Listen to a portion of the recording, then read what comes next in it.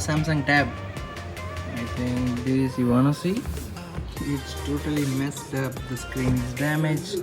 So let's fix this. Before we remove the screen, apply some heat on it. Let's open the screen by the help of this paper. Open the screen.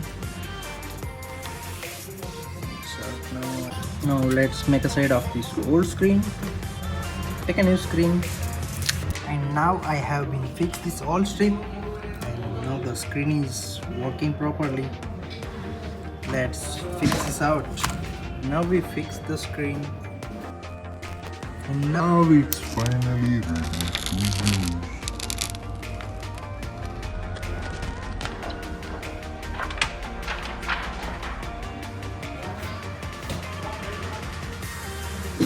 Thank you guys for watching this video. For more like this, like and share and subscribe our channel. Until then, see you. Bye.